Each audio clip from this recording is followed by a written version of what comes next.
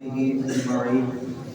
الصلاة والسلام عليك يا رسول الله الصلاة والسلام عليك يا رسول الله وعلى آلك وأصحابك يا حبيب الله وعلى آلك وأصحابك يا حبيب الله الصلاة والسلام عليك يا رسول الله الصلاة والسلام عليك يا رسول الله وعلى آلك وأصحابك يا رحمة للعالمين. وعلى آلك وأصحابك يا رحمة للعالمين.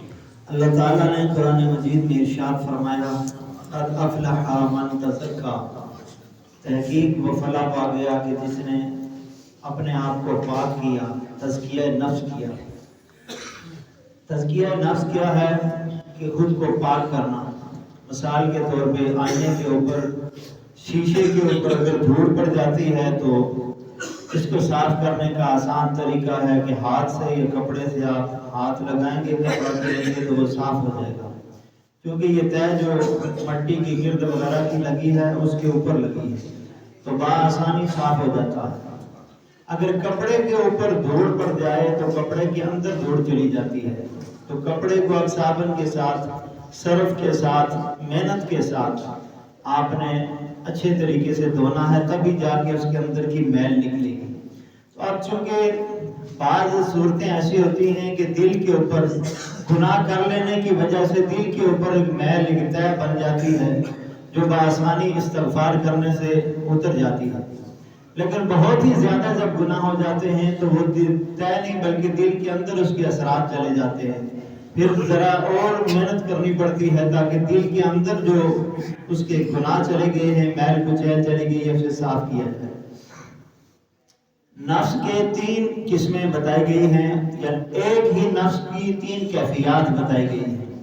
بعضوں نے کہا 3 قسمیں ہیں، بعضوں نے کہا نفس ایک ہی ہے لیکن اس کی 3 کیفیات ہیں، وہ تغیر و تبدل ہوتا رہتا ہے۔ مثال کے طور پہ جب بندہ بہت زیادہ گناہ کرتا ہے تو وہ نفس امارہ یعنی بھٹکا ہوا نافرمان وہ نفس بن جاتا ہے، جس کے حوالے سے اللہ تعالیٰ قرآن میں ارشاد فرماتا ہے ان النفس الامارۃ بالسوء، کہ یہ گناہوں کی طرف آپ کو راغب کرتا ہے، اور جب اس کو آپ مارنے کی کوشش کرتے ہیں، اس نفس کو دبانے کی کوشش کرتے ہیں، زیادہ سے زیادہ استغفار اور تسبیحات اور درود پاک کی آپ کثرت کرتے ہیں تو یہ اسی کی کیفیت بدل کے یہ نفس لوامہ بن جاتا ہے، جس کے حوالے سے قرآن پاک میں ارشاد فرمایا وَلَا أُقْسِمُ بِالنَّفْسِ اللَّوَّامَةِ، کہ یہ ملامت کرنے والا ہوتا ہے، یعنی انسان کو یہ نفس ملامت کرتا ہے کہ یہ گناہ تم نے کیوں کیا، یا یہ گناہ کرنے کا ارادہ کیوں کر رہے ہو۔ اب گناہ کروا بھی دیتا ہے لیکن بعد میں ملامت بھی کرواتا ہے، اب بندہ خود بخود استغفار کرنے والا بن جاتا ہے۔ جب انسان اس لوامہ کو مارنے کے لیے کوشش کرتا ہے، محنت کرتا ہے، مشقت کرتا ہے، تو اسی کی کیفیت بدل کے تیسرے سٹیپ پہ جاتی ہے، اسے کہتے ہیں نفس مطمئنہ، جس کے حوالے سے قرآن میں ارشاد فرمایا یا ایتھا النفس المطمئنہ، اے نفس مطمئنہ ارجعی الی ربک راضیۃ مرضیہ، کیا تو آجا اللہ تعالیٰ کی طرف، اللہ تمہیں بلا رہا ہے، راضیۃ مرضیہ، اللہ تجھ سے راضی ہو گیا تو اس سے راضی ہو گیا، اور اللہ کے محبوب بندوں میں شامل ہو جا اور سیدھا جنت میں داخل ہو جا۔ اللہ تعالیٰ نے جب جنت کو بنایا تو جبریل امین سے کہا جبریل جا کے دیکھ کے تو میں نے کیا بنایا ہے، تو جبریل نے جنت کو دیکھا، جنت کی نعمتوں کو دیکھا، اور واپس آ کے کہنے لگے یا اللہ میں تو ایسی چیز کے دیکھ کے آیا ہوں کہ ہر کوئی تمنا کرے گا اس جنت میں داخل ہو جائے۔ اب اللہ نے فرمایا اچھا، اللہ تعالیٰ نے اس کے ارد گرد مشقتوں کا گھیرا لگا لیا، اور پھر فرمایا جبریل اب جا کے دیکھ کے آ۔ جبریل نے جا کے دیکھا، جب مشقتیں دیکھی نا تو واپس آ کے کہنے لگے یا اللہ کون جانے والا ہوگا، یہ مشقتیں کون اٹھائے گا۔ اب پھر اللہ نے دوزخ کو بنایا، اور دوزخ کو بنانے کے بعد اللہ نے فرمایا جا دیکھ کے آ۔ وہاں کے جب عذاب کو دیکھے تو واپس آ کے کہنے لگے یا اللہ اس دوزخ سے بچنے کے لیے ہر کوئی کوشش کرے گا۔ اب اللہ نے اس کے ارد گرد میں لذتوں کا دائرہ لگا دیا۔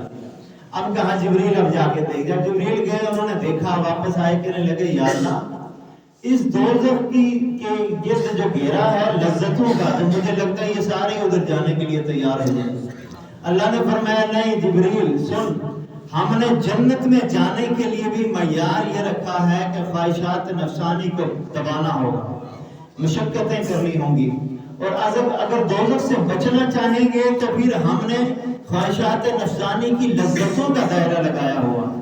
پھر وہ یہ خواہشات نفسانی کی طرف جائیں گے۔ تو اب دیکھیے دوزخ سے بچنے کے لیے بھی ہمیں خواہشات نفسانی سے بچنا ہوگا، اور جنت میں جانے کے لیے ہمیں خواہشات نفسانی کو دبانا ہوگا۔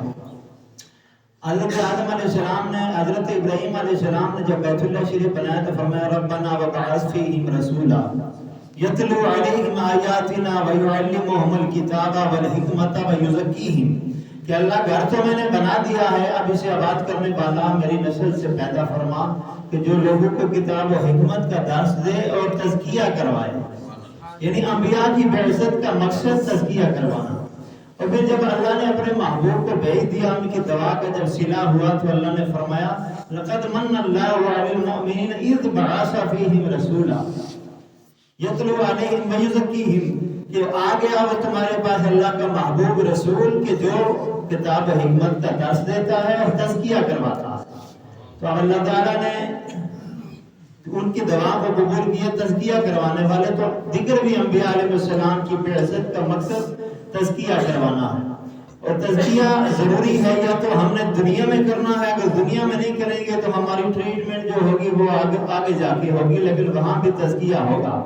اللہ ہمیں پاک کرے گا۔ جنت میں تو ہم نے جانا ہے، یعنی جس نے بھی کلمہ پڑھا وہ جنت میں تو جائے گا، لیکن تزکیہ کر کے ہی جائے گا۔ مثال کے طور پہ جس نے دنیا میں مشقت اٹھائی تو وہ آخرت میں اس کے لیے آسانی ہے، لیکن جس نے دنیا میں خود کو آوارہ کر دیا اور نفس امارہ کے تئیں چلنے لگا تو پھر اس کو کیا ہوگا کہ جیسے اسپتال میں کوئی بندہ بیمار ہوتا ہے تو اسے اسپتال میں لے جایا جاتا ہے، ایمرجنسی وارڈ میں چلا گیا، اب آگے ہماری ایمرجنسی وارڈ جو ہے وہ جو قبر ہے وہ ایمرجنسی وارڈ ہوتی ہے، ایمرجنسی وارڈ میں جا کے جاتا ہے تو پھر اس کو کیا ہوتا ہے کہ اس کو وارڈ میں آ جاتے ہیں ڈاکٹر حضرات اور اس کا چیک اپ شروع ہو جاتا ہے، وہ کہتے ہیں بھائی اس کا ٹیسٹ کرو، اور وہ ٹیسٹ کرتے ہیں، ٹیسٹوں کے بعد پھر نتیجہ نکلتا ہے اس کو یہ بیماری بھی ہے، یہ بیماری بھی ہے، یہ بھی ہے، کہنے لگے جی اب ان کو اس کا ہم نے علاج کرنا ہے، اب اس کا علاج شروع ہو جاتا ہے، اب علاج جب مکمل ہو جاتا ہے، صحت یاب ہو جاتا ہے تو اب کہا جاتا ہے اب اپنے گھر جا سکتے ہیں۔ اگر وہ پہلے سے ہی علاج میں اگر پتہ چل جائے کہ اس کو کوئی بیماری نہیں نکلی وہ کہتے ہیں آپ گھر اپنے جا سکتے ہو۔ اسی طرح جب بندہ یہاں سے قبر میں جاتا ہے، قبر کے بعد پھر حشر میں جائے گا، قبر میں تو 3 سوال ہوں گے، سرجن آ کے پوچھے گا من ربک کا، تیرا رب کون ہے، ما دینک کا، تیرا دین کیا ہے، ما کنت تقول فی حق حاضر رجل محمد صلی اللہ علیہ وسلم، تم ان حاضر محمد صلی اللہ علیہ وسلم کے بارے میں کیا کہتے ہو، یہاں تو کامیاب ہو گئے، ورنہ پھر ڈرپیں لگنا شروع ہو جاتی ہے۔ پھر اس کے بعد محشر میں جوانی کہاں گزاری، پیسہ کہاں سے کمایا تھا، کہاں خرچ کیا، علم پر کتنا عمل کیا، زندگی دی تھی کیسے گزاری، یہ سارے اعمال کو پھر اللہ تعالیٰ کہتا ہے کہ اگر اس کی کوئی بیماری ہے اس کے اندر تو پھر اس کو بھیج دو علاج کے لیے، پھر علاج ہوتا ہے دوزخ میں۔ دوزخ میں جیسے لوہا ہے نا، کسی کام بنانے کے لیے پہلے لوہے کو لوہار کوٹتا ہے، اسے گرم کرتا ہے، اسے سرخ کرتا ہے، پھر اسے بناتا ہے، جب بن جاتا ہے تو وہ کام کے قابل قیمتی شے بن جاتی ہے۔ تو اب اگر اس بندے کی ضرورت ہے علاج کی تو پھر اللہ وہاں پہ علاج کرتا ہے، علاج کے بعد پھر کہتا ہے اب تو ٹھیک ہو گیا، اب تمہارا جو گھر ہے، تمہارا گھر تو جنت ہے، اب تو اپنے گھر جا سکتا ہے۔ تو اس لیے ہمیں دنیا میں رہ کے نفس امارہ کے ساتھ لڑنا ہوگا۔ اگر نفس امارہ بن گیا ہے نفس مطمئنہ تو پھر اب ہمیں کوشش کر کے اسے نفس لمامہ اگر بن گیا ہے تو اسے کوشش کر کے مطمئنہ کی طرف لے جانا ہے، تاکہ پھر ہمیں نہ کہنا پڑے۔ وہ اقبال نے کہا تھا نا، خود ہی کو کر بلند اتنا کہ ہر تقدیر سے پہلے خدا خود پوچھے بتا تیری رضا کیا ہے۔ تو اب یہ ہے کہ وہ پھر اللہ خود کہے یا ایتھا النفس المطمئنہ، اے نفس مطمئنہ آ جا اللہ تعالیٰ کی طرف، آ جا نیک بندوں میں شامل ہو جا، اللہ کی جنت تیرے انتظار میں ہے۔ تو حضرات محترم، ہم سب کو نیک اعمال کرنا، صحابہ کرام کا یہ جذبہ تھا کہ جب سرکار کی محفل میں بیٹھے ہوتے تھے تو کیفیت اور ہوتی تھی، اور جب اپنے گھر میں جاتے تو کیفیت تبدیل ہو جاتی تھی۔ ایک دن حضرت حنظلہ رضی اللہ تعالی عنہ آپ مجلس سے اٹھے تو گھر گئے تو گھر جو ہی دروازے سے اندر داخل ہوئے نا تو ایک دم باہر نکل گئے. اب ظاہر ہے گھر میں بچے ہوتے ہیں, بچیاں ہوتی ہیں, ہمارے گھر کی کیفیات اور ہوتی ہیں, باہر کی کیا. کتنا پریشان سے پریشان بندہ ہوگا جب اپنے گھر کے دروازے سے اندر داخل ہوگا, ننھی شہزادی کو دیکھ کے سینے سے لگا لے گا, بچے کو دیکھ کے پیار کرے گا, اس کی کیفیت تبدیل ہو جاتی ہے. حنظلہ دروازے سے اندر داخل ہوئے, ایک دم باہر نکل گئے اور بڑی تیزی سے سرکار کی حجرہ پاک کی طرف تشریف لے جانے لگے. راستے میں ملے حضرت ابوبکر صدیق, پوچھا حنظلہ بڑی تیزی سے جا رہے ہو, کہاں جا رہے ہو؟ تو کہنے لگے میں سرکار کی بارگاہ میں جا رہا ہوں. کیوں جا رہے ہو؟ مسئلہ پوچھنے کے لیے جا رہا ہوں. دیکھیے انہیں اپنے ایمان کی اتنی فکر ہوتی تھی کہ ذرا سی بات کیفیت کے تبدیل ہونے پر بھی سرکار سے مسئلہ دریافت فرماتے تھے. کیا مسئلہ پوچھنے جا رہا ہے؟ کہنے لگے مجھے لگتا ہے میں منافق ہو گیا. یہ کیا کہہ رہے ہو, تم منافق کیسے ہو سکتے ہو؟ اور کہنے لگے میں جب سرکار کی مجلس میں ہوتا ہوں, جب وہ جنت و دوزخ کا ذکر فرماتے ہیں تو مجھے یوں لگتا ہے جنت میرے سامنے ہے اور دوزخ بھی میرے سامنے ہے. اور جب میں راستے میں ہوتا ہوں, گھر کی طرف جا رہا ہوتا ہوں, میری کیفیات کچھ اور ہوتی ہیں اور گھر میں تو تبدیل ہی ہو جاتی ہیں. تو اب میں یہ سرکار سے مسئلہ پوچھا.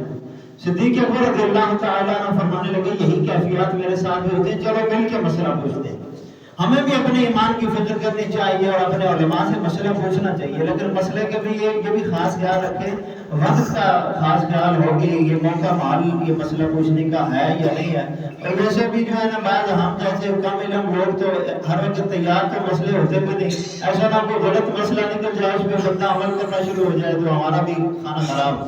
مفتیوں کے پاس جائیں گے, وہ بھی آپ کو ہفتے کا ٹائم دیں گے, ہفتے کے بعد بھی اس کا جواب ملے گا. مفتی حضرات, تو اگر ہم علماء لوگ یا خطیب لوگ اگر کہتے ہیں کہ آج نہیں کل بتا دوں گا, اس پہ ناراض نہیں ہونا چاہیے. وہ ابو ہریرہ سے کسی عورت نے پوچھا نا کہ مجھ سے زنا ہو گیا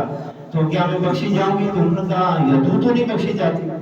تو بس وہ رونے لگی اور چل دی. تو سرکار صلی اللہ علیہ وسلم کو جب خبر ہوئی تو آپ نے کہا ابو ہریرہ